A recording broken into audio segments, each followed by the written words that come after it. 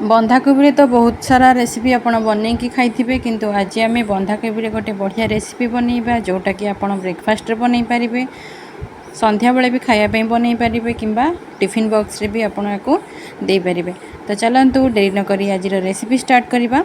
समस्त को मोर kitchen blog को स्वागत। तो ये खंडे बंधाकोबी नहीं गोटा ताको धोई तो धोईकी आम ये ग्रेटर रे काटिबा ताको। तो ये बड़ साइज रो ग्रेटर जोटा से आपन चाहिए बनई पारे किंतु एथरे टिके बड़ बड़ बाहर ये। तो आम आज छोट ग्रेटर रे बनइबा जोटा कि आपन चाहिए छोट रे बनई पारे। जदि पिला बंधाकोबी खायापी पसंद करंतिनी एटा तो छोट रे बनइले जमा भी जानी पारिबेनी कि एथरे बंधाकोबी पड़ची बोली।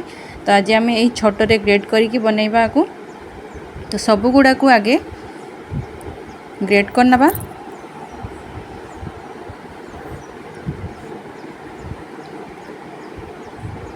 तो देखिपे छोटे एमती पूरा सरू बाहर। तो से भाया ही लच्छा भाया सब गुड़ा को बनई नबा। तो यहाँ समुदाय 2 कप हम। तो या आम ए भाजवा। तो ये पैन गरम कर नहीं गोटे टेबल स्पून तेल पकई जीरा पकई नबा कि टिके पकई ए हिंगु। तो बंधाकोबी जो ग्रेट करथिले ताकू पकईकी या भाजवा भल कि। तो गोलई दबा आगे भल कि। तो बंधाकोबी भाजी हेबा भितर आम चलतु गोटे बैटर बनइबा। तो ये नहीं मु गोटे कप बेसन मेजरमेंट को पूरा देखिकी बनइबे बहुत बढ़िया आपन रेसिपी हो।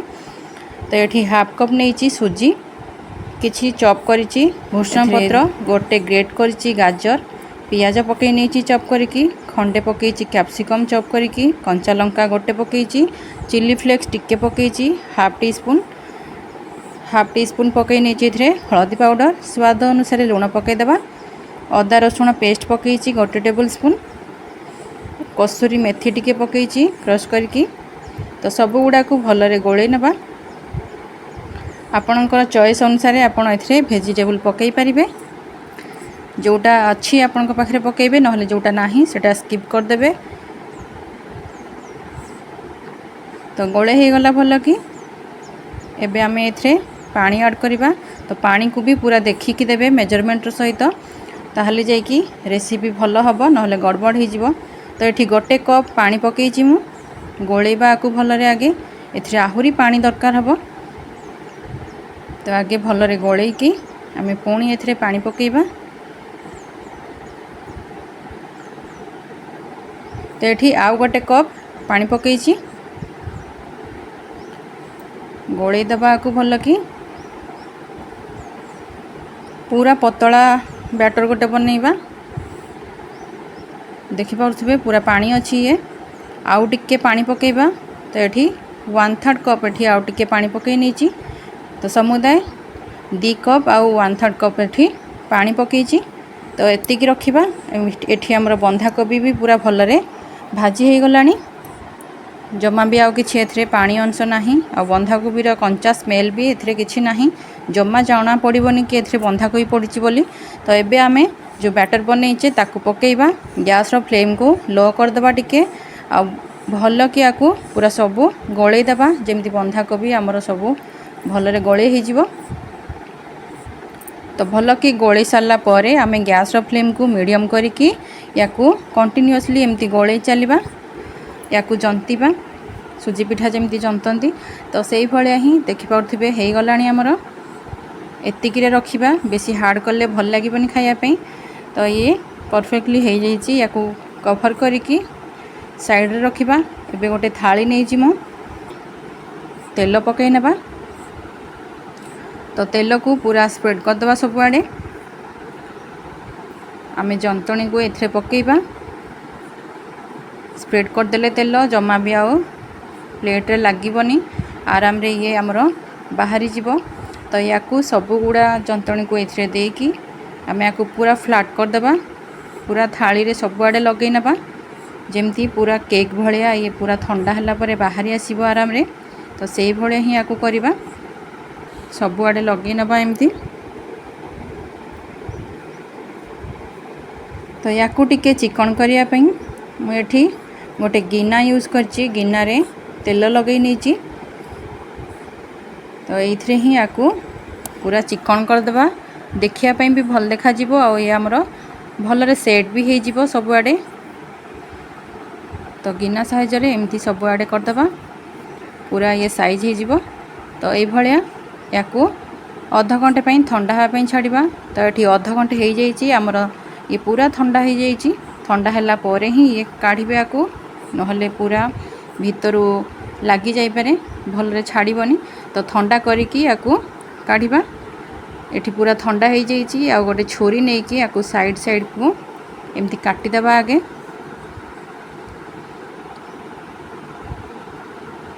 आ गोटे थाली नहीं कि या उल्टे देवा ये आराम रे पूरा छाड़ी जेहेतु पूरा ठंडा हो जाइए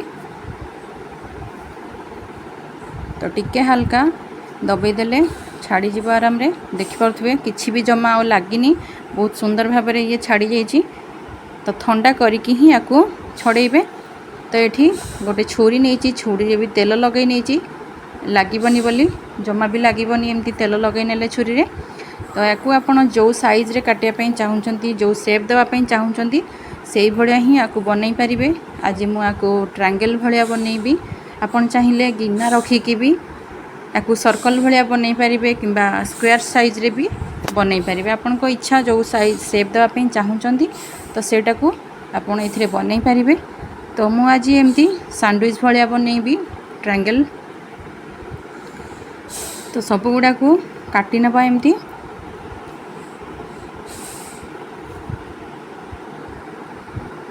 रेडी हो गला तो सब गुड़ा मुझे काटी नहीं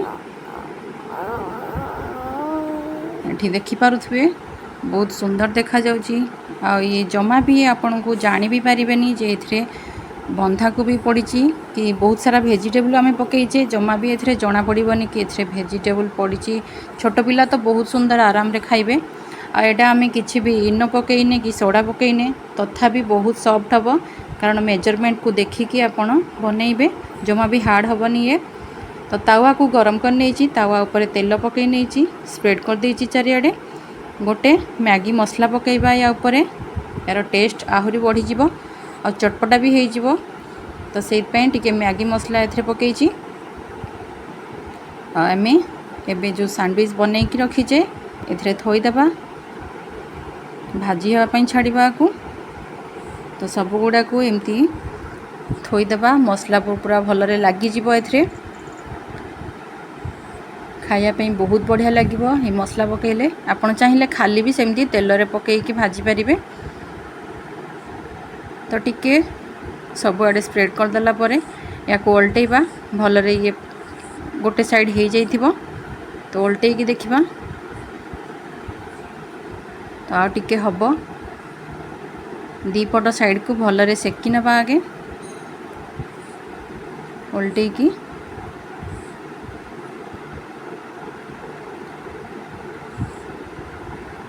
तो गोटे साइड पूरा सेकी हो गलानी आ गोटे साइड को सेकिबा तो आउ टिके तेल पकई नबा जेमती हमरो आरो साइडटा भी भलरे सेकी हो जिवो आ टिके एथिरे पकई नबा मैगी मसला